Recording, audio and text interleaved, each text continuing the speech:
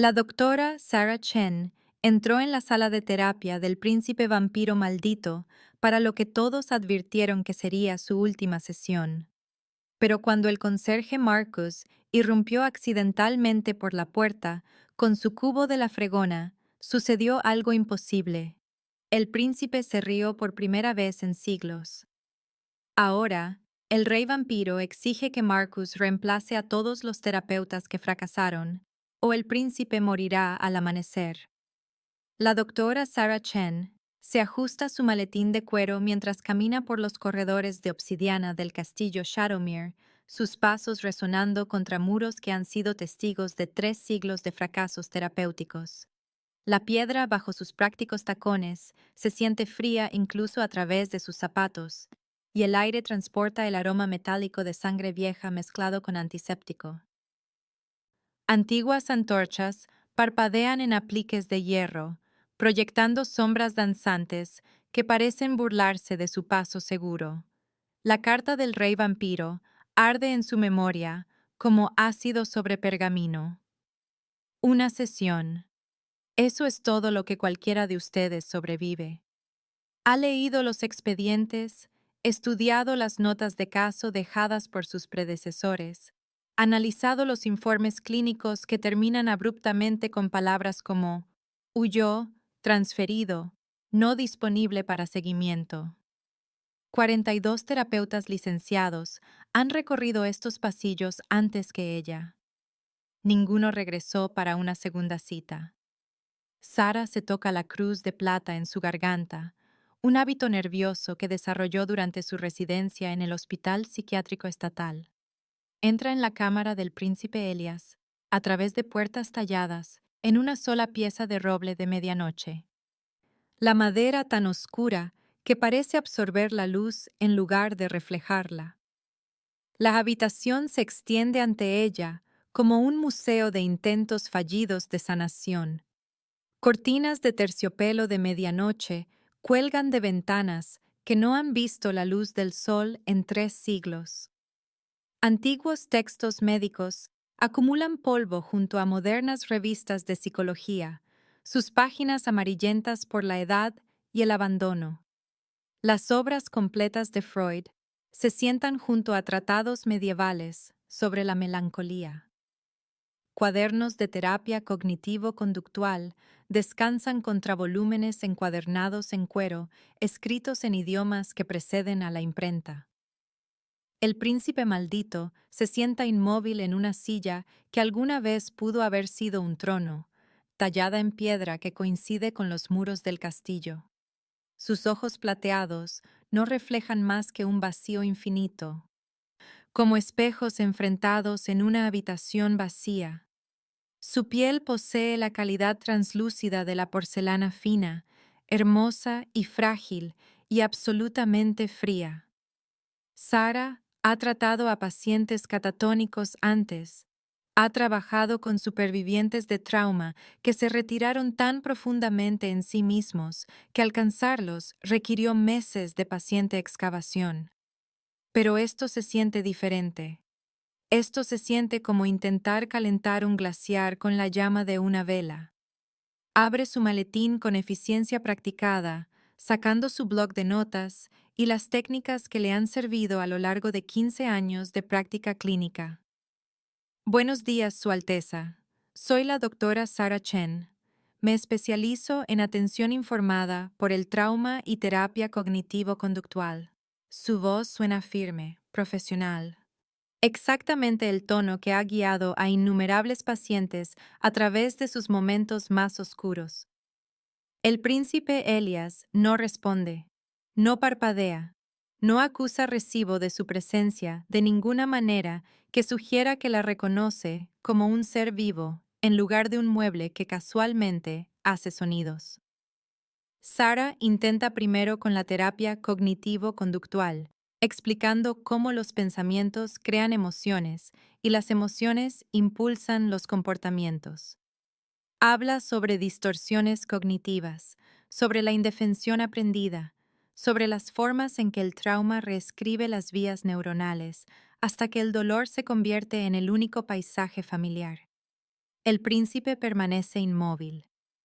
Pasa a los enfoques informados por el trauma, reconociendo el dolor que debe llevar, validando los mecanismos de supervivencia que lo han mantenido con vida a través de lo que sea que haya creado este profundo retraimiento del mundo. Cada palabra que pronuncia parece drenar más vida de sus ya pálidos rasgos. Sus ojos plateados se vuelven más opacos, como si su compasión profesional repeliera activamente cualquier chispa de humanidad que aún pudiera parpadear dentro de él. El silencio se extiende entre ellos como un abismo que traga sonido y esperanza con igual hambre. Sara ha soportado sesiones difíciles antes.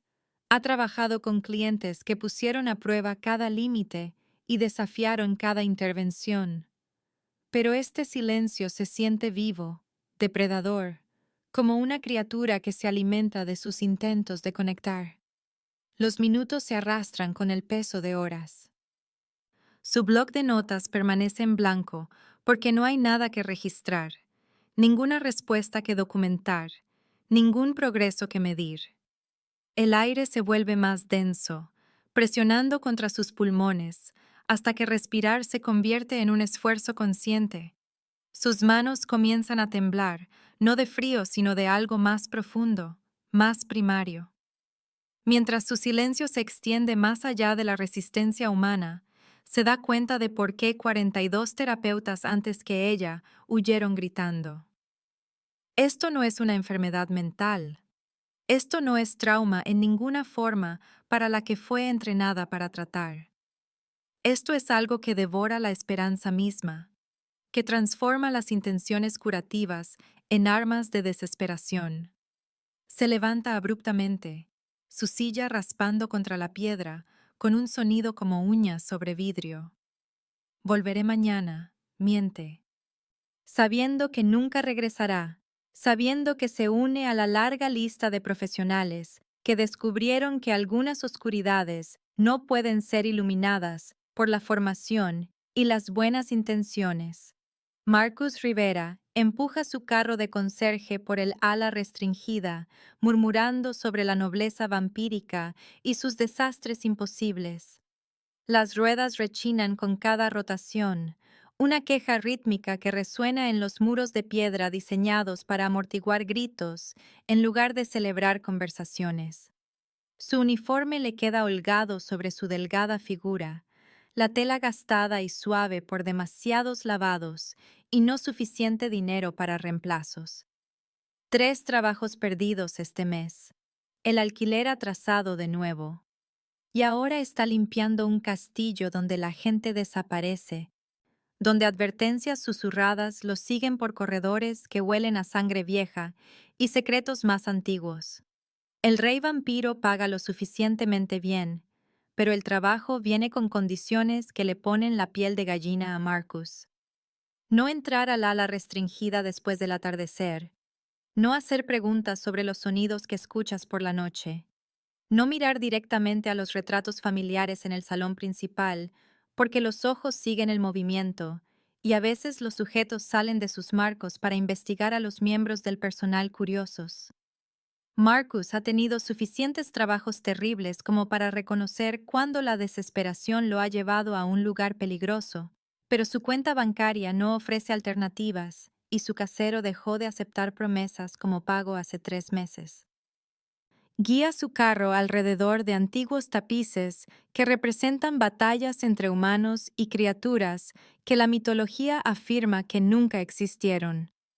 El cubo de la fregona salpica con cada bache, el agua jabonosa amenazando con derramarse sobre suelos que probablemente cuestan más que su salario anual.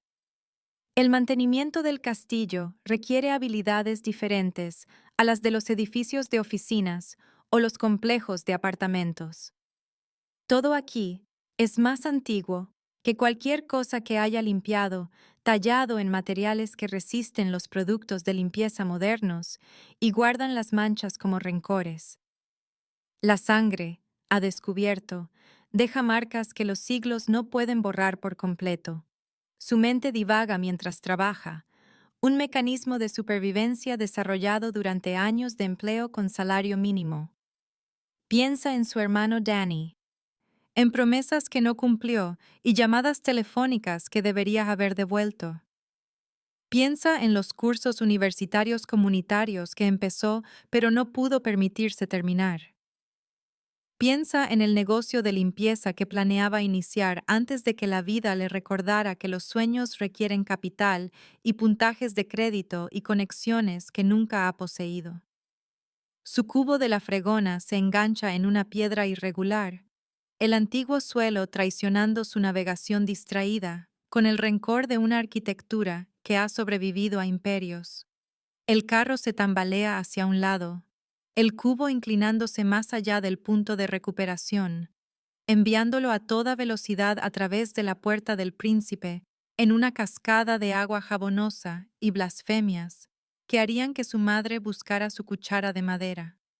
Las puertas, macizas e imponentes, se abren con una facilidad sorprendente, como si hubieran estado esperando este exacto momento de torpeza humana para proporcionar una excusa para la interrupción. Mierda, lo siento, Su Alteza. Las palabras escapan antes de que su cerebro pueda editarlas para el protocolo real apropiado. Quiero decir, joder. La segunda palabrota sale, mientras se da cuenta de que la primera fue inapropiada, su intento de corrección empeorando todo exponencialmente.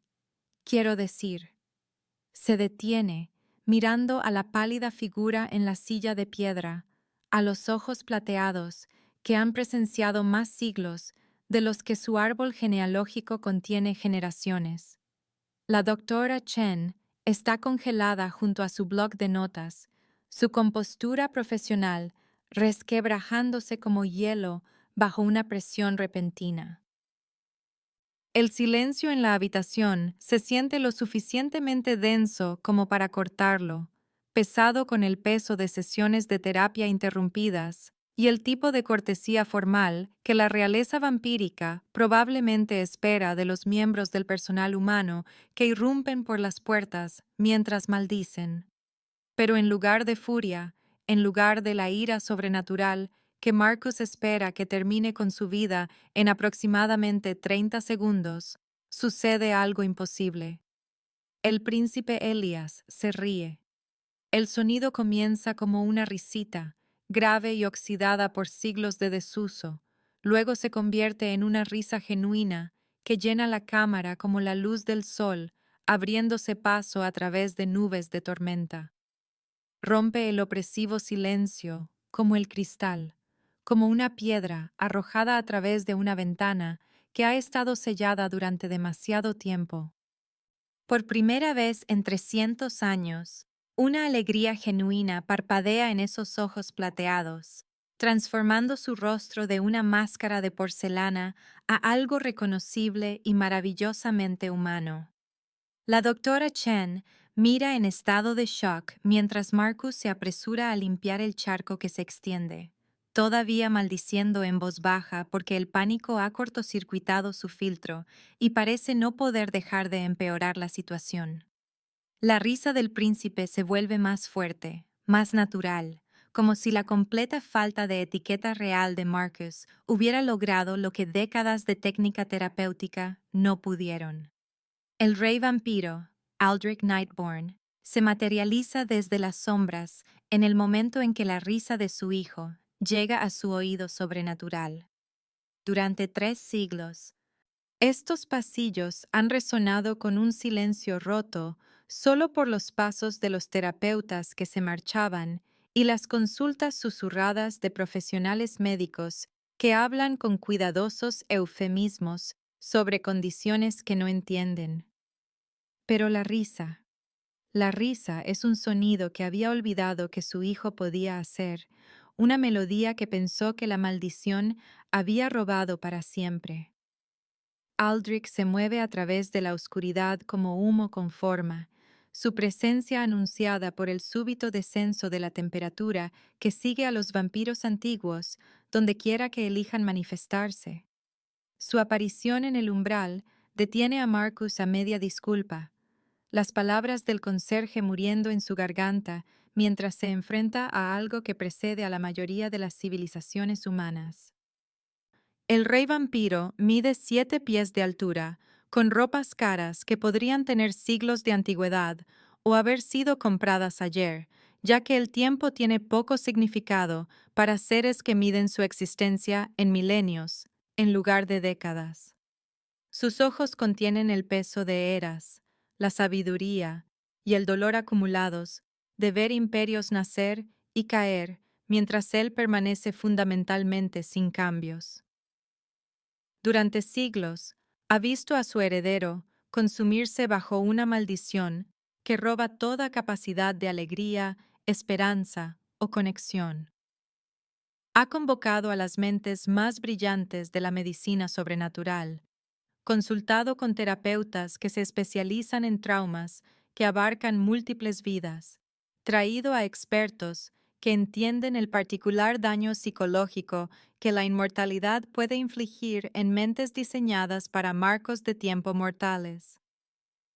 43 terapeutas han fracasado porque ven a Elias como un paciente que curar en lugar de una persona a la que alcanzar. Se acercan a él con distancia clínica, límites profesionales, marcos terapéuticos que crean muros entre sanador y sujeto.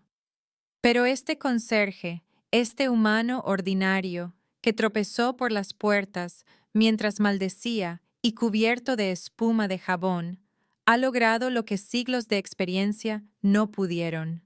Ha hecho reír a Elias, genuinamente, espontáneamente, sin agenda ni técnica, ni metodología profesional.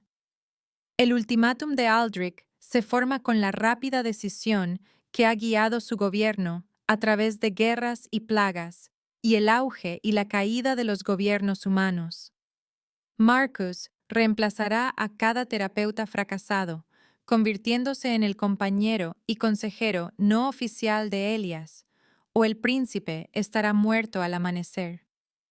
La maldición se alimenta del aislamiento y la desesperación, fortaleciéndose con cada conexión fallida, cada límite profesional que refuerza la distancia entre sanador y paciente. La risa la mata de hambre. La conexión humana auténtica debilita su control. Y este conserje, este hombre que trata a la realeza vampírica como una persona en lugar de un diagnóstico, representa la primera esperanza que Aldrich ha sentido en 3 siglos. Te quedarás, ordena el rey vampiro, su voz llevando la autoridad de alguien acostumbrado a la obediencia absoluta. Pasarás tiempo con mi hijo. Serás su compañero, su amigo, su conexión con la humanidad que le ha sido negada. Marcus mira del rey al príncipe, viendo una necesidad genuina en los ojos plateados que han comenzado a enfocarse con interés en lugar de mirar al vacío. El príncipe lo está observando con curiosidad, como si Marcus representara la primera cosa interesante que ha sucedido en décadas. Aterrado pero reconociendo algo en esa mirada que le recuerda su propia soledad, Marcus acepta un trato que salvará una vida o destruirá la suya. La maldición requiere aislamiento para mantener su control. La conexión humana, genuina y sin defensas, representa su mayor amenaza. Y a veces, la medicina más poderosa no proviene de la experiencia médica, sino de una persona que simplemente trata a otra como si importara, como si su dolor valiera la pena ser reconocido, como si la risa compartida entre extraños pudiera cerrar brechas que siglos de tratamiento formal no han logrado cruzar. Marcus descubre la horrible verdad detrás de la condición del príncipe Elías un martes por la mañana, que comienza con un café que sabe a arrepentimiento y termina con un conocimiento que atormentará sus sueños durante meses. El rey vampiro lo convoca a la antigua biblioteca del castillo, una catedral del saber donde volúmenes encuadernados en cuero se extienden hacia techos abovedados, pintados con constelaciones que ya no existen en el cielo nocturno. Aldrich se mueve entre las estanterías como un espectro de sabiduría acumulada, sacando textos escritos en idiomas que preceden a la mayoría de las civilizaciones humanas. Hace 3 siglos, comienza, su voz cargada con el peso de la culpa de un padre y la responsabilidad de un rey. Elías desafió la tradición vampírica al enamorarse de una sanadora humana llamada Isabella Whitmore. El nombre queda suspendido en el aire entre ellos, como incienso, sagrado y doloroso. Isabela era una médica de la peste durante la gran mortalidad, una de las pocas humanas lo suficientemente valientes como para atender a los enfermos cuando la muerte se movía por las ciudades europeas como una guadaña cosechadora. Llevaba la máscara de cuero tradicional y portaba hierbas que poco hacían contra las plagas sobrenaturales. Pero su compasión trascendía las barreras de las especies que la mayoría consideraba absolutas. Elias la encontró durante una misión diplomática para negociar límites territoriales, un ejercicio político rutinario que se convirtió en algo transformador cuando la vio arriesgar su vida mortal para salvar a un niño vampiro atrapado en el fuego cruzado del miedo humano.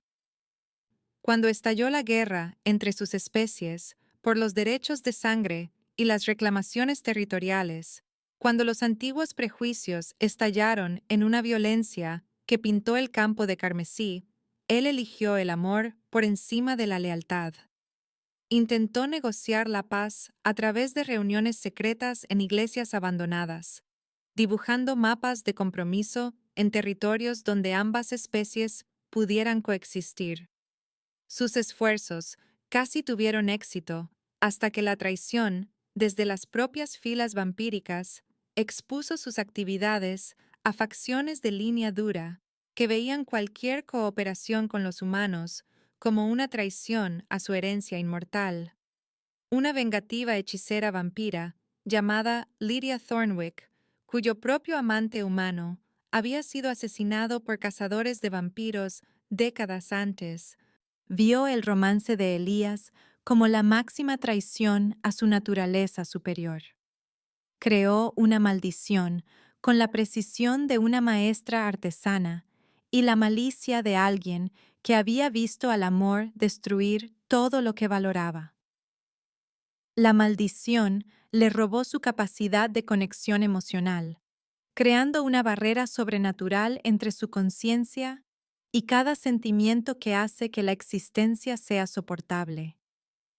Incapaz de sentir alegría, amor, esperanza o conexión, Elías se convirtió en una demostración viviente de por qué los vampiros nunca deberían rebajarse a las emociones humanas.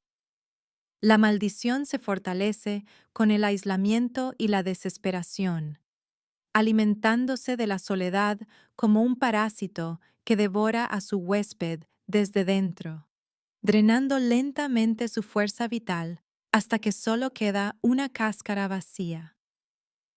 Aldrich explica cómo opera la maldición con el desapego clínico de alguien que ha pasado siglos estudiando la condición de su hijo. Solo la conexión humana genuina y la alegría pueden debilitarla, pero cuanto más alguien intenta ayudarlo profesionalmente, más se resiste la maldición. Reconoce las relaciones terapéuticas como construcciones artificiales, los límites profesionales como barreras que refuerzan el aislamiento en lugar de superarlo. Cada terapeuta que se acercó a Elias con una metodología clínica, sin darse cuenta, fortaleció la misma maldición que esperaban romper. Marcus se da cuenta de por qué la terapia fracasó a medida que la horrible lógica se vuelve clara. La maldición distingue entre la interacción humana auténtica y la intervención profesional, fortaleciéndose cuando detecta la distancia emocional que requiere la formación terapéutica. La compasión clínica, por muy bien intencionada que sea, no puede penetrar defensas diseñadas para explotar la brecha entre ayudante y paciente. Solo la interacción humana auténtica y sin defensas puede penetrar sus defensas, lo que explica por qué su risa espontánea logró lo que siglos de experiencia no pudieron. El peso de esta responsabilidad se asienta sobre los hombros de Marcus como una manta de plomo, pesada con el conocimiento de que su amistad podría ser lo único que se interpone entre un príncipe y la muerte emocional permanente. Marcus comienza a pasar tiempo con Elías, no como un terapeuta, sino como él mismo, un humano de clase trabajadora con facturas que pagar y un agudo sentido del humor que le sirve tanto de escudo como de arma contra un mundo que rara vez muestra misericordia a gente como él. Abandona cualquier pretensión de metodología profesional, tratando en cambio sus encuentros como visitas a un amigo que casualmente vive en un castillo y bebe sangre en lugar de cerveza. Se sientan en las cámaras del príncipe mientras la luz de la tarde se filtra por antiguas ventanas, hablando de todo, excepto de la maldición que los unió. Marcus comparte historias sobre sus relaciones fallidas, cómo salió con una mujer llamada Sandra, que lo dejó por un tipo con un trabajo estable y seguro dental, cómo pensó que amaba a una camarera llamada Jessica, hasta que descubrió que estaba robando de la caja registradora y mintiendo sobre su edad.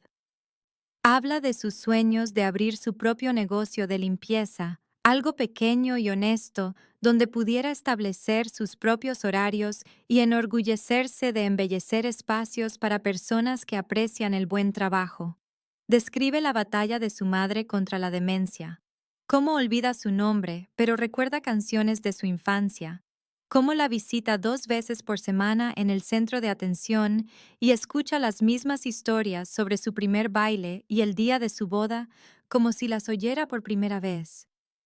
Elías se abre lentamente sobre siglos de soledad que se extienden detrás de él como una autopista vacía sin destino visible. Habla sobre el peso de la inmortalidad, cómo ver a generaciones de humanos vivir y morir crea un tipo peculiar de duelo que no tiene nombre en ningún idioma. Comparte recuerdos de Isabela que lo sostienen y lo atormentan. Cómo ella se reía de sus formales patrones de habla, cómo le enseñó a apreciar las flores silvestres y el amanecer y el simple placer de compartir comidas con alguien que te ve como algo más que tu naturaleza sobrenatural. Describe la peculiar tortura de recordar el amor sin poder sentirlo, como tratar de recordar el sabor de la comida mientras mueres de hambre, o el calor de la luz del sol mientras estás enterrado en la oscuridad.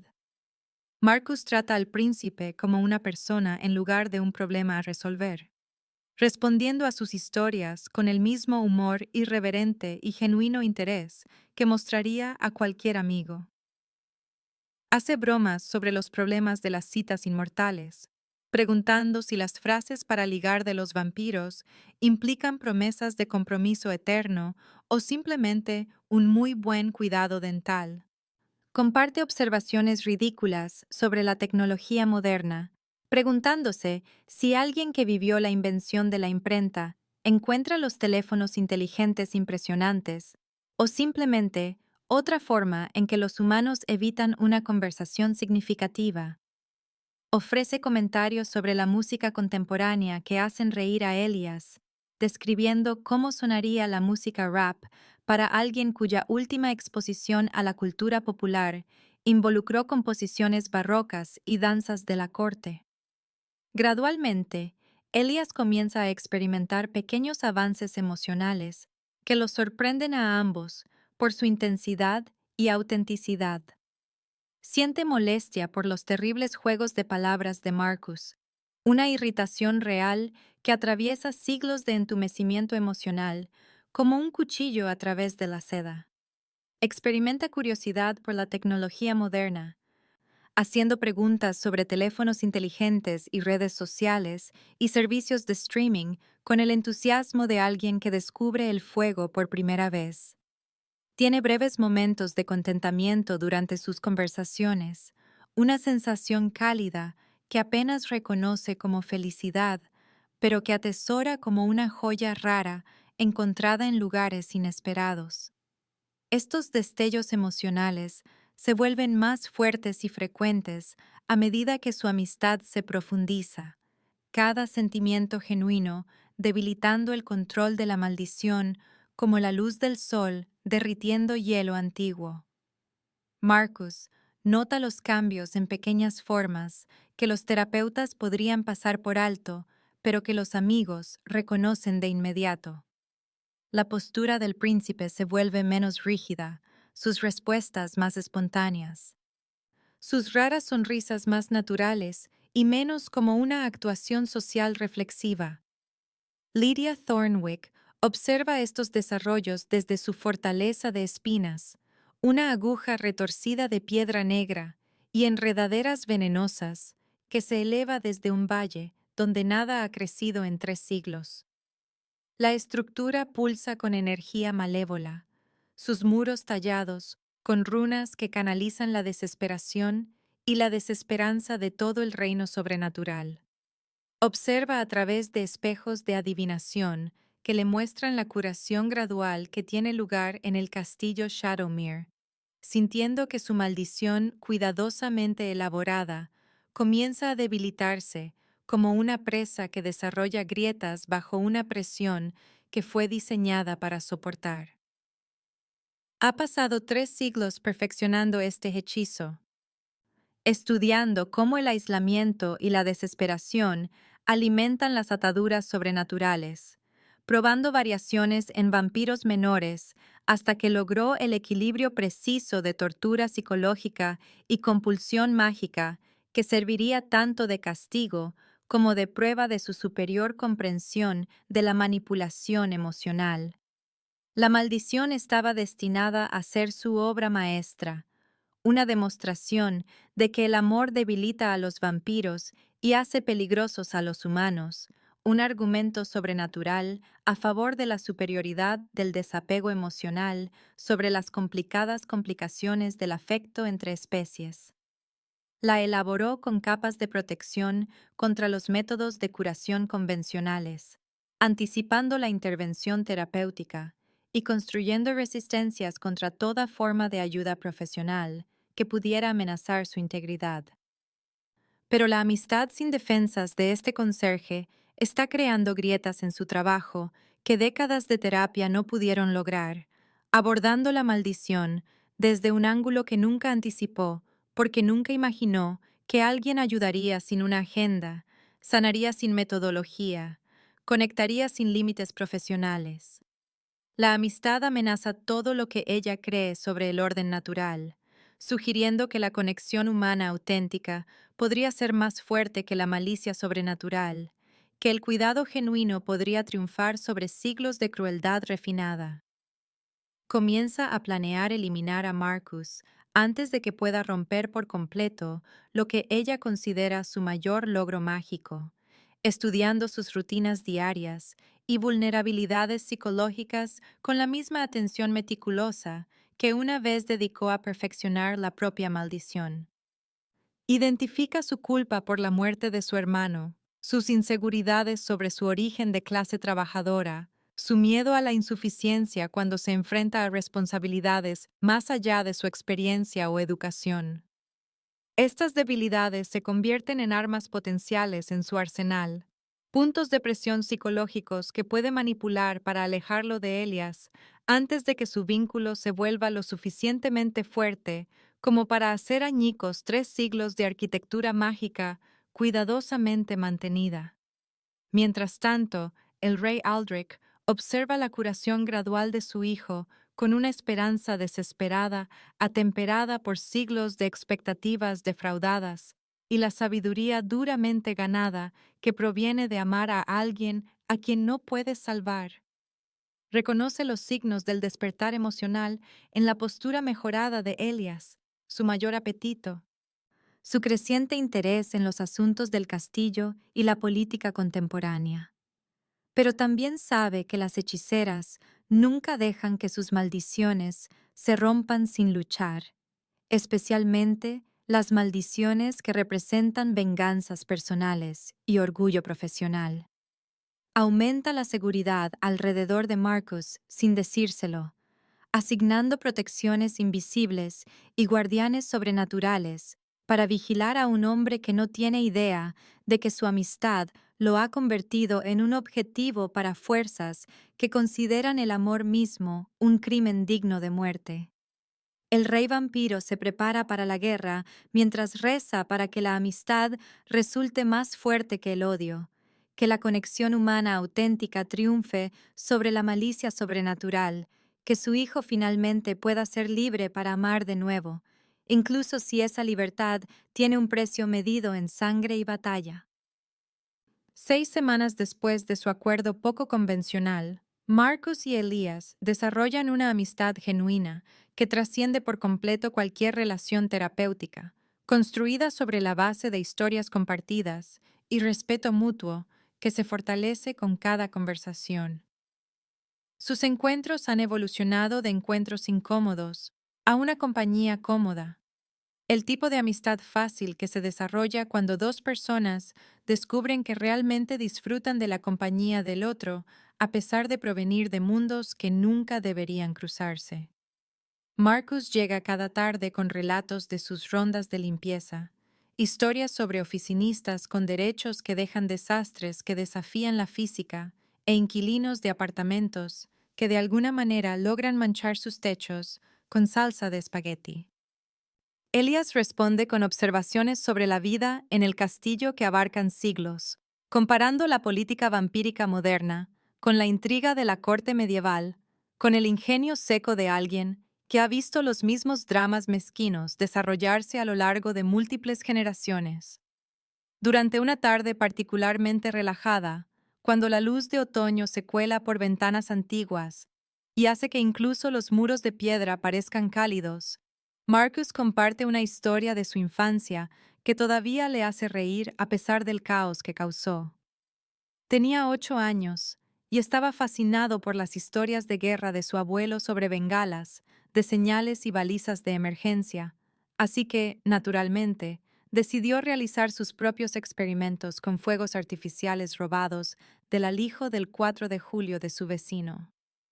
La vecina, la señora Henderson, había pasado meses organizando una elaborada aldea de gnomos de jardín, completa con casitas, farolas en miniatura y familias de cerámica, posando en escenas domésticas, que fotografiaba para una presentación en una revista de manualidades. El intento de Marcus de crear la exhibición pirotécnica perfecta resultó en una reacción en cadena que convirtió la aldea de gnomos en una zona de bajas de cerámica, con figurillas decapitadas, esparcidas por 3 patios traseros, y las rosas premiadas de la señora Henderson, chamuscadas más allá de todo reconocimiento. El departamento de bomberos llegó esperando un incendio en una casa y encontró a un niño de 8 años, rodeado de adornos de jardín humeantes, llorando no porque estuviera en problemas, sino porque había destruido algo hermoso que a alguien le importaba.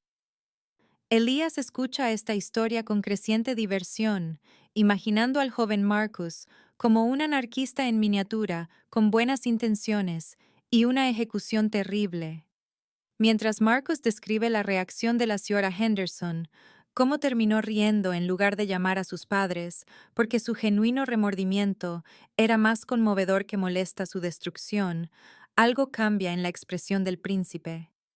La diversión se convierte en algo más cálido, más natural, hasta que su rostro se transforma con la primera sonrisa real que ha experimentado en 3 siglos. No solo risa, no solo una respuesta refleja al humor, sino una alegría real que irradia desde lo más profundo de su ser e ilumina sus rasgos como el amanecer, abriéndose paso a través de nubes de tormenta. El momento es profundo y aterrador en su intensidad. La maldición retrocede físicamente ante esta emoción genuina, enviando ondas de choque a través de la arquitectura sobrenatural que ha atado a Elias durante 300 años. Los muros del castillo se agrietan con sonidos como truenos, fisuras finas apareciendo en la piedra que ha resistido asedios y siglos de clima sin daños. Antiguas protecciones mágicas parpadean como velas en un huracán. su energía mágica interrumpida por el repentino aumento de felicidad auténtica que la maldición no puede absorber ni neutralizar. Los tapices que han colgado sin cambios durante generaciones se ondulan como si fueran tocados por un viento invisible, y la temperatura en la habitación sube varios grados a medida que el calor regresa a espacios que han estado emocionalmente congelados durante más tiempo del que la mayoría de las naciones han existido. El rey Aldrich siente el temblor desde 3 pisos de distancia, reconociendo la sensación del despertar emocional de su hijo con el alivio desesperado de alguien que ha pasado siglos esperando exactamente este momento. Por primera vez, desde que Elías fue maldecido, Aldrich experimenta una esperanza genuina, del tipo que transforma la posibilidad en expectativa y hace que el futuro parezca navegable, en lugar de infinitamente oscuro. Pero también sabe que este progreso atraerá la atención de Lidia como la sangre en el agua atrae a los depredadores, que la hechicera que creó esta maldición nunca permitirá que su obra maestra sea desmantelada por algo tan simple como la amistad humana y la alegría auténtica. Esa noche, Marcus sueña con enredaderas espinosas tratando de estrangularlo, zarcillos negros que se envuelven alrededor de su garganta y muñecas con la persistencia de las cosas que crecen en suelo envenenado. Las enredaderas susurran acusaciones con voces que suenan como su propia conciencia vuelta maliciosa, diciéndole que no pertenece a los castillos, que está fallando a todos los que dependen de él, que su amistad con Elías es solo otro error en una vida llena de buenas intenciones y resultados terribles. Se despierta jadeando y sudando, sin saber que la hechicera ya está sondeando su mente en busca de debilidades, como un cirujano mapeando arterias antes de hacer el primer corte. A medida que su vínculo se profundiza a través de la vulnerabilidad compartida y la comprensión mutua, Marcus revela la verdadera razón por la que reconoce el aislamiento y el exilio autoimpuesto con tanta claridad. Su hermano menor, Danny, murió en un accidente de coche hace 5 años, en una lluviosa noche de jueves que comenzó con una celebración y terminó con sirenas y llamadas telefónicas que nadie debería tener que hacer. Danny acababa de conseguir su primer trabajo después de la universidad, un puesto en una firma de marketing que pagaba lo suficiente como para mudarse de la casa de su madre y comenzar la vida independiente que había planeado desde la secundaria. Salieron a celebrar a un bar cerca del nuevo apartamento de Danny, solo los dos hermanos compartiendo bebidas y hablando de futuros que parecían brillantes y alcanzables por primera vez en años. Se suponía que Marcus sería el conductor designado esa noche, el hermano mayor responsable que se aseguraría de que Danny llegara a casa a salvo para comenzar su nuevo capítulo. Pero su gerente llamó durante su segunda ronda, explicando que el conserje nocturno se había reportado enfermo y que el edificio de oficinas necesitaba limpieza antes de una importante reunión con un cliente a la mañana siguiente. El pago de las horas extras cubriría el alquiler de Marcus para el mes, dinero que necesitaba desesperadamente después de perder su trabajo anterior cuando la empresa redujo personal. Tomó la decisión que todavía atormenta sus sueños, aceptando el trabajo y dejando que Danny encontrara su propio camino a casa. Danny llamó a un Uber que nunca llegó. Luego decidió conducir él mismo en lugar de esperar bajo la lluvia. El accidente ocurrió a 6 cuadras de su apartamento cuando un conductor ebrio se saltó un semáforo en rojo y convirtió la celebración en tragedia en el espacio entre un latido y el siguiente. Desde entonces, Marcus ha luchado con una culpa que lo carcome como el ácido, una depresión que tiñe de gris cada logro y una tendencia a alejar a la gente a través del humor y la autocrítica que mantiene las relaciones seguras y superficiales. Construye muros disfrazados de bromas, usa la risa para mantener la distancia y sabotea las conexiones antes de que puedan volverse lo suficientemente profundas como para doler cuando inevitablemente terminan. Elías reconoce las barreras emocionales que Marcus ha construido porque reflejan sus propios mecanismos de supervivencia, las formas en que las personas se protegen del dolor, negándose a arriesgar una vulnerabilidad genuina. Se da cuenta de que son más parecidos que diferentes, ambos aprisionados por decisiones pasadas y una culpa que se ha cristalizado en autocastigo, ambos convencidos de que no merecen conexión ni felicidad debido a fracasos que definen su autoestima. Esta comprensión mutua crea un vínculo más profundo que debilita aún más la maldición, ya que la empatía auténtica demuestra ser más poderosa que la malicia sobrenatural para cerrar la brecha entre dos personas que entienden la oscuridad del otro. Pero esta conexión más profunda también hace a Marcus más vulnerable a la influencia de Lidia, porque la culpa y la autorreproche son emociones que ella ha pasado siglos aprendiendo a manipular con precisión quirúrgica. Lidia se infiltra en los sueños de Marcus con visiones de la muerte de su hermano, representadas con una claridad sobrenatural que hace que el recuerdo se sienta como una experiencia en vivo. Amplifica su culpa hasta que se convierte en una cosa viva que devora el pensamiento racional, mostrándole líneas de tiempo alternativas donde eligió de manera diferente, donde Danny vivió porque su hermano mayor priorizó la familia sobre el dinero. Le susurra acusaciones que suenan verdaderas porque hacen eco de su propio monólogo interno, diciéndole que le está fallando a Elias igual que le falló a Danny, que su amistad es una mentira construida sobre la desesperación del príncipe en lugar de una conexión genuina, que es solo otra solución temporal antes de que el inevitable abandono destruya el poco progreso que han logrado. Planta semillas de duda sobre sus cualificaciones, su valía, su derecho a ocupar un espacio en la vida de un príncipe vampiro cuando profesionales capacitados con décadas de educación han fracasado. Le muestra visiones de Elias retrocediendo al entumecimiento emocional, de la maldición volviendo más fuerte que nunca, porque la insuficiencia de Marcus hizo que la esperanza del príncipe fuera más dolorosa que su desesperación. El asalto psicológico es sutil y persistente, diseñado para sentirse como una autorreflexión natural en lugar de una manipulación externa.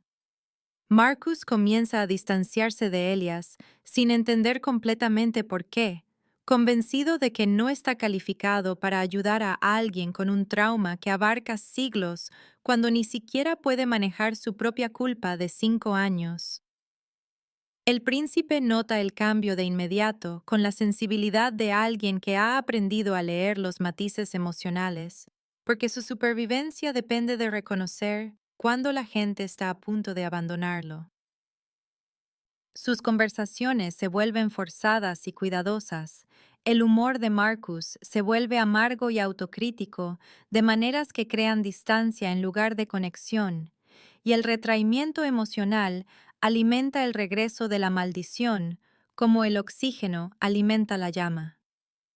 Elías comienza a experimentar entumecimiento emocional de nuevo, la familiar niebla gris que se asienta sobre su conciencia y amortigua cada sentimiento hasta que la existencia se vuelve mecánica en lugar de significativa.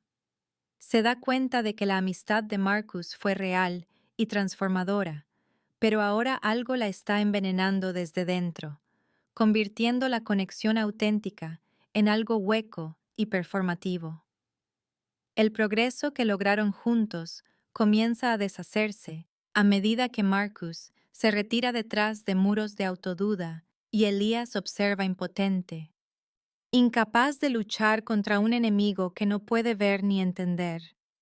El rey Aldrich reconoce la mano de Lidia en el cambio repentino, la forma en que el despertar emocional de su hijo se invierte con una velocidad sobrenatural que desafía los patrones naturales de curación.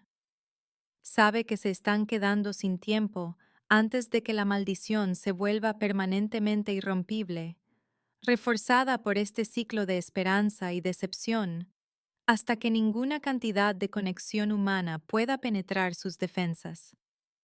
La hechicera ha convertido la mayor fortaleza de Marcus, su empatía y autoconciencia, en armas contra la misma amistad que amenazaba su obra maestra, demostrando que a veces los ataques más efectivos provienen de dentro en lugar de fuera. Al ver a Marcus ahogándose en una culpa manipulada que transforma su empatía natural en un arma contra su amistad, el príncipe Elias toma una decisión que sorprende a todos, incluido a él mismo, al ir más allá de 3 siglos de indefensión aprendida para luchar por algo que importa más que su propia seguridad. El cambio en Marcus ha sido gradual, pero devastador, como ver a alguien asfixiarse lentamente con aire envenenado sin poder identificar la fuente de la toxina. Sus conversaciones se han convertido en ejercicios de cortesía cuidadosa, con Marcus ofreciendo cumplidos superficiales, mientras sus ojos llevan la mirada atormentada de alguien convencido de que no merece el espacio que ocupa. Elías reconoce las señales porque las ha vivido durante 300 años. La forma en que la culpa se metastatiza de un remordimiento específico a una indignidad generalizada, cómo la vergüenza construye muros disfrazados de autoprotección hasta que el aislamiento se convierte tanto en prisión como en refugio. A pesar de siglos de aceptar cualquier destino que otros le impusieran, a pesar de décadas de profesionales terapéuticos que se le acercaron como un problema a resolver en lugar de una persona a conocer, Elias encuentra algo dentro de sí mismo que se niega a ver a Marcus desaparecer detrás de barreras que reflejan su propia prisión sobrenatural. Se acerca a Marcus con la misma vulnerabilidad auténtica que Marcus le mostró durante esas primeras semanas, cuando la amistad parecía posible y la curación parecía al alcance. La conversación ocurre un martes gris, cuando la lluvia golpea contra ventanas antiguas y el castillo se siente más pequeño de lo habitual, como si los muros se contrajeran con el peso de verdades no dichas.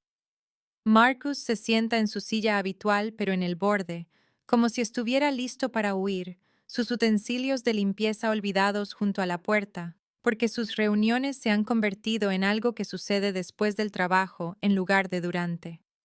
Elías abandona la charla trivial que han estado intercambiando y habla con la franqueza de alguien que no tiene nada que perder.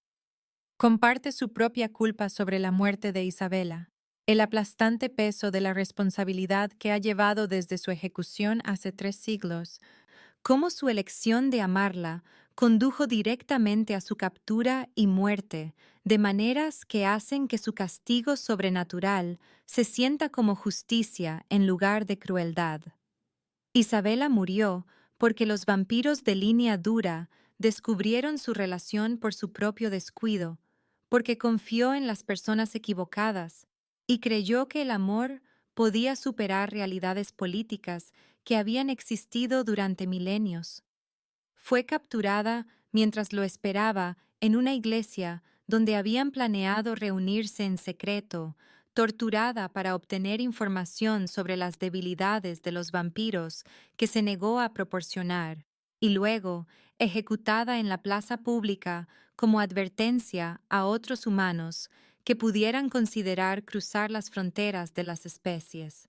Él observó desde las sombras, paralizado por la cobardía y el conocimiento de que rebelarse solo les daría a sus enemigos 2 víctimas en lugar de una. Durante 300 años, se ha culpado a sí mismo por elegir el amor sobre la sabiduría, por anteponer su felicidad personal a la seguridad de alguien que confiaba en él completamente. Este momento de vulnerabilidad mutua crea un avance que revierte el retroceso emocional que ambos hombres han estado experimentando al darse cuenta de que han estado cargando con una culpa que pertenece a otros en lugar de a ellos mismos. Marcus entiende que la muerte de Danny fue el resultado de la elección de un conductor ebrio, no de su trabajo de horas extras, así como Elias reconoce que Isabela murió a causa del extremismo político vampírico, no porque el amor en sí sea peligroso. Su conexión renovada envía ondas de choque a través de la arquitectura sobrenatural que los ha atado a ambos, la empatía auténtica entre ellos, creando resonancias que perturban las construcciones mágicas diseñadas para aislar y destruir. La maldición retrocede ante su entendimiento mutuo como una cosa viva quemada por la luz del sol, su control sobre Elías debilitándose a medida que la conexión humana genuina demuestra ser más fuerte que siglos de malicia sobrenatural. El impacto llega a través de vastas distancias hasta la fortaleza de Lidia, haciendo que la estructura de piedra negra se sacuda con furia sobrenatural, mientras su obra maestra sufre un daño que décadas de intervención profesional nunca pudieron lograr. Se da cuenta de que debe tomar acción directa antes de que su vínculo se vuelva inquebrantable, antes de que la amistad auténtica destruya lo que ella considera el mejor ejemplo de artesanía mágica en sus siglos de existencia. Lydia Thornwick se materializa en el castillo Shadowmere durante la luna nueva, cuando sus poderes alcanzan su apogeo y las defensas de los vampiros están en su punto más débil, llegando como un frente de tormenta que trae cambios de presión y el olor a lluvia mezclado con algo mucho más oscuro. Su forma física cambia entre la apariencia humana y algo más elemental. Las sombras se aferran a sus movimientos y enredaderas espinosas se retuercen en su cabello como una corona hecha de malicia y rencores antiguos. La temperatura baja 20 grados cuando entra en el castillo, formándose escarcha en ventanas que no han sentido el toque del invierno en siglos. Evita las protecciones mágicas que deberían haber detectado su acercamiento, moviéndose a través de defensas sobrenaturales como humo a través de una puerta mosquitera, porque su maldición le ha dado una conexión con este lugar que trasciende las medidas de seguridad convencionales. Se enfrenta a Marcus directamente en las cámaras del príncipe, donde su amistad se ha fortalecido más, apareciendo entre un aliento y el siguiente, con la repentina manifestación de las pesadillas. Su presencia llena la habitación con el peso opresivo de la malicia sobrenatural, haciendo el aire lo suficientemente denso como para cortarlo y difícil de respirar. Le ofrece una elección entregada con la falsa razonabilidad de alguien que cree que su posición es inexpugnable. Irse ahora y volver a su vida simple con un éxito financiero mejorado, suficiente dinero para pagar su alquiler y las facturas médicas de su madre, sin el estrés constante que ha definido su existencia adulta. Ella puede arreglar un empleo que coincida con sus habilidades, relaciones que satisfagan su soledad, un futuro que se desarrolle sin las complicaciones de la política vampírica o las responsabilidades sobrenaturales que nunca pidió asumir.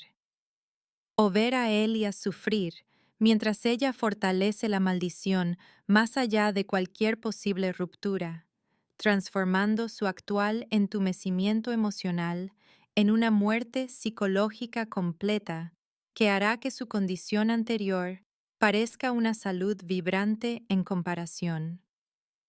Revela su conocimiento de su historia personal con la crueldad casual de alguien que ha pasado semanas estudiando su paisaje psicológico, describiendo la muerte de su hermano con detalles que solo alguien que lo presenció podría saber, explicando cómo su culpa y su miedo a la insuficiencia lo hacen particularmente susceptible a la misma manipulación emocional que ha atado a Elias durante 3 siglos. Amenaza con atraparlo en una prisión idéntica, con maldecirlo con la misma incapacidad para sentir alegría, amor, esperanza o conexión genuina, convirtiéndolos en un conjunto de almas rotas que pueden verse sufrir mutuamente sin poder ofrecer consuelo. Pero Marcus ha aprendido algo crucial de su amistad con Elías, lecciones que transforman conceptos abstractos en verdad vivida a través de la experiencia compartida y el apoyo mutuo. La conexión auténtica requiere coraje, la voluntad de arriesgar el dolor por la posibilidad de un entendimiento genuino. Huir de los desafíos emocionales solo crea más aislamiento, construyendo muros que no protegen nada mientras destruyen todo lo que vale la pena proteger. Rechaza su oferta con la tranquila determinación de alguien que finalmente ha encontrado algo por lo que vale la pena luchar, eligiendo quedarse junto a su amigo a pesar del peligro sobrenatural que podría destruir su cordura, su alma o su vida. Su negativa sorprende a Lidia porque nunca ha encontrado resistencia de alguien que comprende el alcance total de lo que ella puede infligir, alguien que elige la conexión sobre la seguridad a pesar de saber exactamente lo que esa elección podría costar. La ira de Lidia ante la negativa de Marcus se manifiesta como un asalto directo tanto a él como a Elias, que transforma la cámara del castillo en un campo de batalla, donde las emociones se convierten en armas y los estados psicológicos determinan la victoria o la derrota. Intenta maldecir a Marcus con el mismo entumecimiento emocional que ha atormentado al príncipe durante siglos, tejiendo ataduras sobrenaturales que apuntan a su capacidad de alegría, esperanza y conexión humana con la precisión de alguien que ha perfeccionado esta forma particular de tortura. El ataque mágico se siente como agua helada en sus venas, como una niebla gris que se asienta sobre su conciencia y amortigua cada sensación que hace que la existencia sea significativa en lugar de mecánica. El rey Aldrich y su corte de vampiros responden a la intrusión sobrenatural con hechizos protectores y barreras defensivas, pero la magia de las hechiceras opera en planos emocionales en lugar de físicos, haciendo que las defensas sobrenaturales convencionales sean en gran medida inútiles contra ataques que apuntan al corazón en lugar del cuerpo. La verdadera batalla ocurre dentro de Marcus y Elías mismos, mientras se enfrentan a la elección entre rendirse a la desesperación o elegir activamente la conexión sobre el aislamiento, la alegría sobre la seguridad adormecedora del retraimiento emocional. Deben resistir conscientemente la compulsión mágica de retirarse detrás de muros de culpa y vergüenza, luchando por su amistad con la misma intensidad que los soldados llevan al combate físico. A medida que se apoyan mutuamente contra los ataques psicológicos de Lidia, su vínculo se transforma en algo más poderoso de lo que ninguno esperaba, una conexión que puede resistir la manipulación sobrenatural, porque descansa sobre cimientos que la magia no puede tocar ni corromper. Su amistad se ha construido sobre un entendimiento genuino, en lugar de necesidad, respeto mutuo, en lugar de dependencia, vulnerabilidad compartida, en lugar de la intimidad artificial que crean las relaciones terapéuticas. Elías obtiene fuerza del coraje de Marcus al rechazar la oferta de la hechicera, mientras que Marcus encuentra un propósito en proteger a alguien que se ha vuelto más importante para él que su propia seguridad. Juntos crean un bucle de retroalimentación de apoyo mutuo que genera más energía emocional de la que la maldición de Lidia puede absorber o redirigir. Su amistad se ha convertido en un sistema cerrado que se refuerza a sí mismo. Cada acto de lealtad, fortaleciendo el vínculo que permite mayores actos de compasión. Esta resonancia rompe no solo la maldición, sino la fuente de poder de Lidia misma, la energía mágica acumulada que ha invertido en mantener su obra maestra durante 3 siglos. La hechicera, habiendo puesto todo en este único hechizo, se encuentra debilitada más allá de la recuperación cuando se rompe. Sus habilidades sobrenaturales drenadas por la reacción de su propia malicia, vuelta contra sí misma. En el momento culminante que se siente tanto inevitable como milagroso, Marcus y Elías eligen simultáneamente el bienestar del otro por encima de su propia seguridad con el altruismo que define la amistad genuina. Marcus se niega a retirarse del asalto mágico incluso cuando amenaza con destruir su cordura, eligiendo quedarse junto a Elías en lugar de salvarse a sí mismo mediante el abandono. Elías se niega a dejar que su amigo sufra solo, vertiendo sus emociones recién despertadas en la protección de Marcus, aunque hacerlo lo hace vulnerable a los contraataques de Lidia. Este sacrificio mutuo crea la ruptura final en la maldición, ya que su conexión auténtica demuestra ser más fuerte que la malicia sobrenatural, su voluntad de arriesgarlo todo por el otro, generando suficiente resonancia emocional para hacer añicos 3 siglos de arquitectura mágica. Elías experimenta un despertar emocional completo que va más allá de la curación gradual que ha experimentado durante su amistad, accediendo de repente no solo a la alegría y la risa, sino al espectro completo de sentimientos humanos que le han sido negados desde la muerte de Isabela. El duelo por el tiempo perdido se mezcla con la gratitud por una amistad inesperada. La ira por la crueldad de Lidia se combina con el perdón por sus propios errores pasados. El miedo a la pérdida futura coexiste con la esperanza de una conexión y un crecimiento continuos. El amor en todas sus formas, romántico, platónico y familiar, regresa a él como la sensación que regresa a una extremidad que ha estado entumecida durante tanto tiempo que olvidó que existía. La liberación mágica es tan poderosa que transforma todo el castillo más allá de la cámara inmediata donde tuvo lugar su batalla, enviando ondas de energía positiva a través de muros de piedra que han estado saturados de desesperación durante 3 siglos. El color regresa a los tapices descoloridos como si años de polvo y abandono se desvanecieran en momentos, revelando obras de arte que representan escenas de alegría y celebración en lugar de la imaginería fúnebre que ha dominado la estética del castillo desde que comenzó la maldición.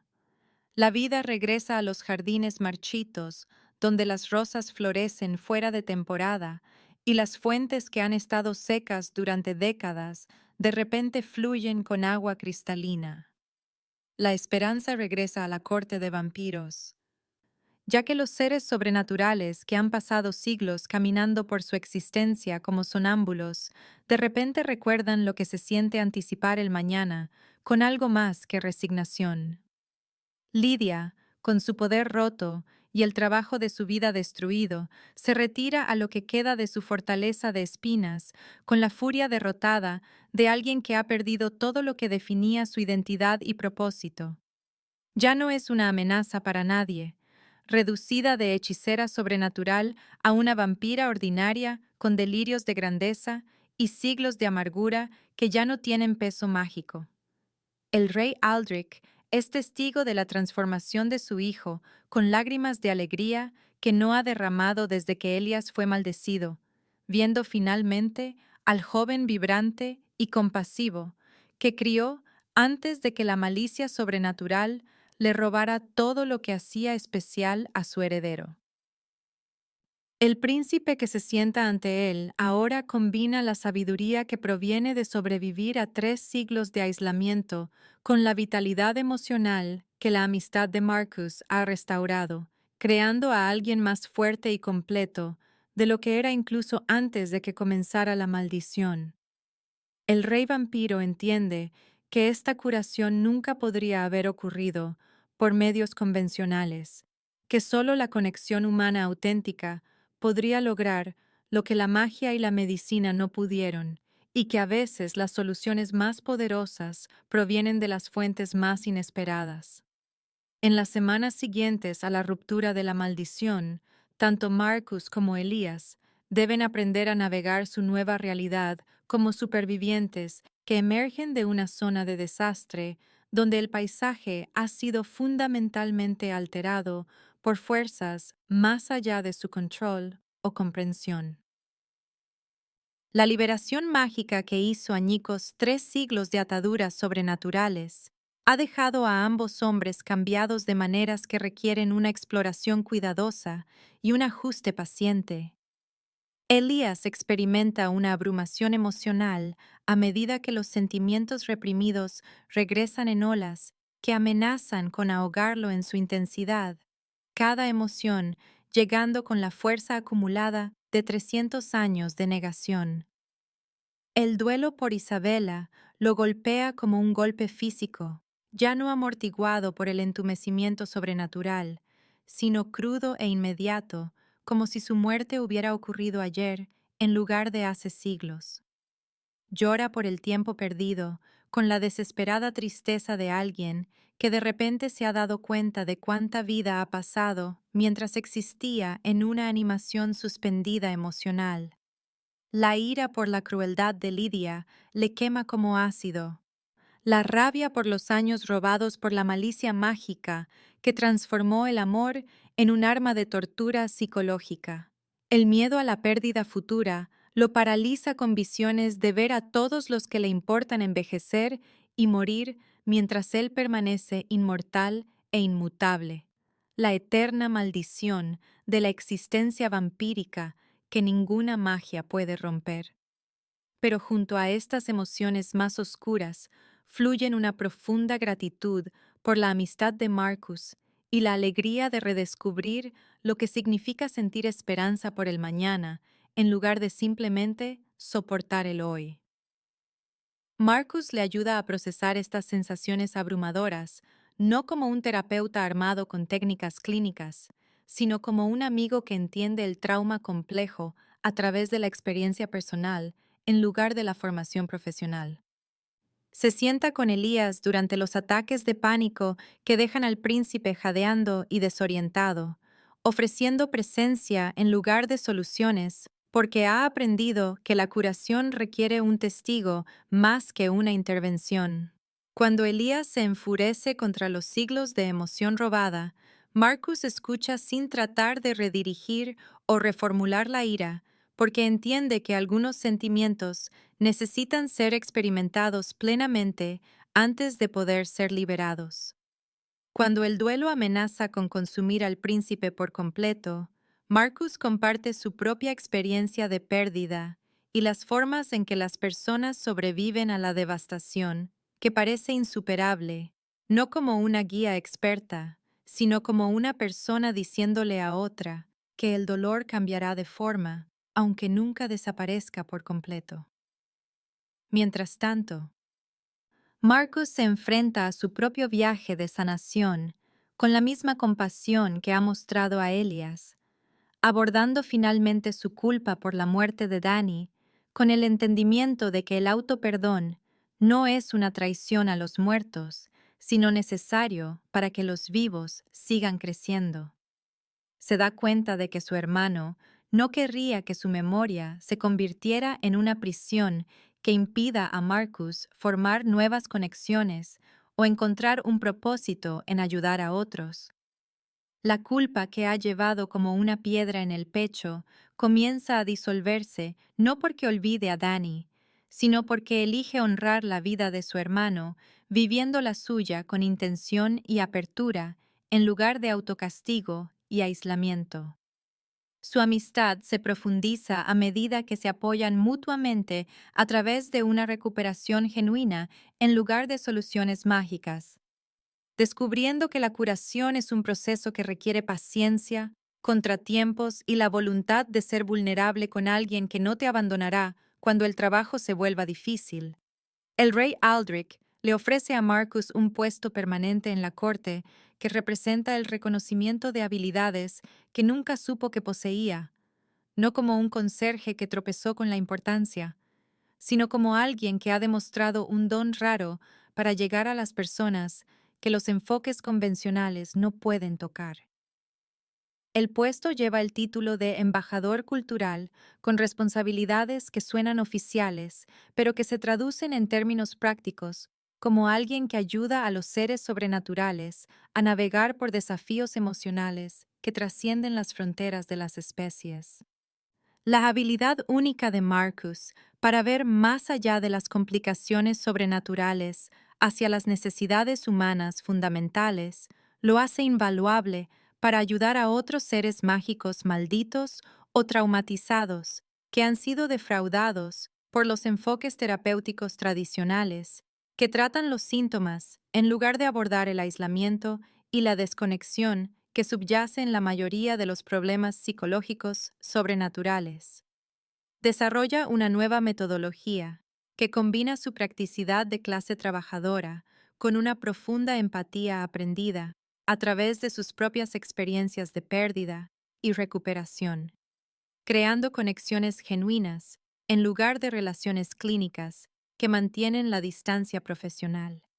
Su enfoque implica tratar cada caso no como un problema a resolver, sino como una persona a conocer, utilizando el humor y la autenticidad para romper las defensas que la formación clínica a menudo refuerza en lugar de desmantelar.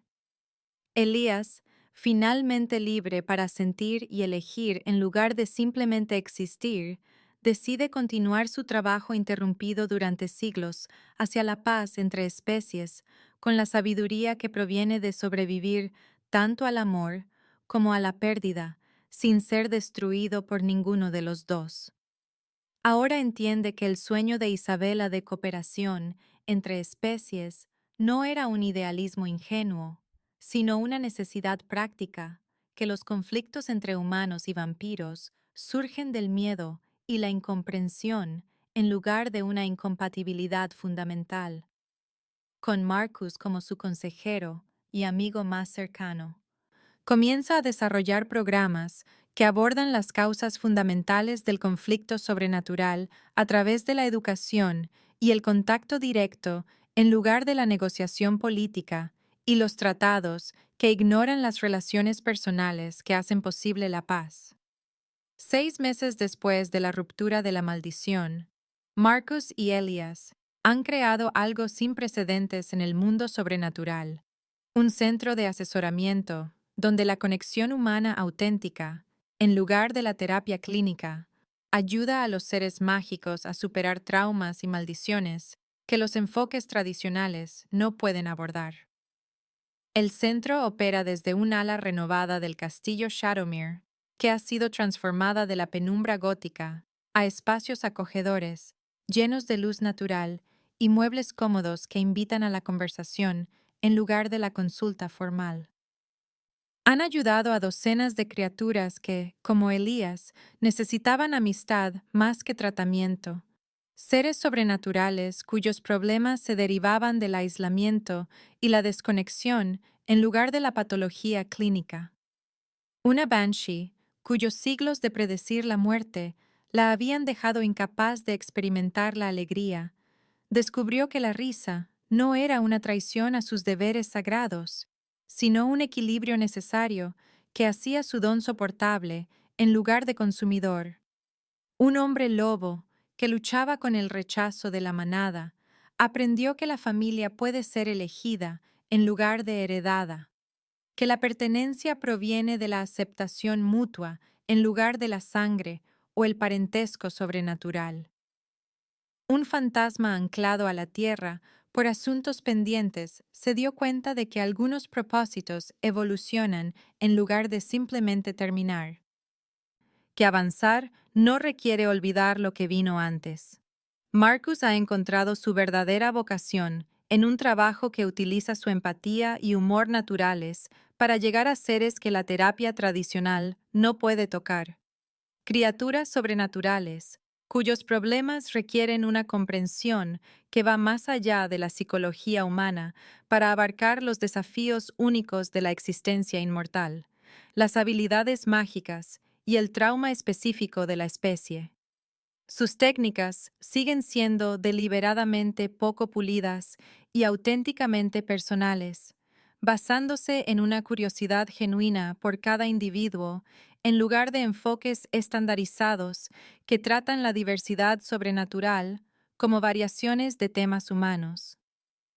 Ha descubierto que su capacidad para ver más allá de las complicaciones superficiales hacia las necesidades emocionales fundamentales lo hace excepcionalmente calificado para un trabajo que combina servicios sociales con mediación sobrenatural de maneras que ningún programa universitario podría enseñar. Elías ha recuperado su capacidad de amar y disfrutar mientras honra la memoria de Isabela, al continuar su sueño compartido de entendimiento entre especies, demostrando que la curación no requiere olvidar el pasado, sino integrarlo en un futuro que sirva tanto al crecimiento personal como a propósitos mayores. Aborda su renovado trabajo diplomático con una inteligencia emocional que 3 siglos de aislamiento paradójicamente le proporcionaron, entendiendo el sufrimiento de maneras que le permiten ayudar a otros a encontrar esperanza sin minimizar la realidad de su dolor. Su relación con Marcus sirve como una demostración práctica de que la amistad auténtica puede superar diferencias que parecen insuperables, que la conexión genuina trasciende las fronteras sobrenaturales y las complicaciones políticas cuando las personas eligen verse como individuos en lugar de representantes de grupos opuestos. Su éxito demuestra que a veces la curación más poderosa no proviene de la experiencia profesional, sino de una persona que se preocupa genuinamente por otra, ya sea esa persona humana, vampiro o cualquier otra cosa que necesite conexión para sobrevivir en un mundo que a menudo trata a los seres sobrenaturales como problemas a manejar en lugar de personas a conocer. La historia concluye con Marcus y Elías planeando su próximo caso, que involucra a un dragón con trastorno de ansiedad social que ha estado aterrorizando aldeas no por malicia, sino por ataques de pánico que se manifiestan como destructivos episodios de aliento de fuego. El caso representa tanto la naturaleza ridícula como la profunda de su trabajo, abordando un trauma sobrenatural genuino a través de métodos que suenan absurdos, pero que resultan efectivos cuando se aplican con paciencia y cuidado auténtico. Su improbable amistad se ha convertido en la base de algo mucho más grande de lo que ninguno imaginó posible cuando Marcus irrumpió por primera vez por aquellas puertas de la cámara con su cubo de la fregona y su lenguaje inapropiado. El conserje que tropezó en la vida de un vampiro sin nada más que autenticidad y humor, no solo ha salvado a un príncipe de 3 siglos de prisión sobrenatural, sino que ha descubierto que sanar a otros siempre fue su verdadero propósito, oculto bajo años de trabajos de supervivencia y autoduda, hasta que las circunstancias lo obligaron a reconocer habilidades que nunca supo que poseía.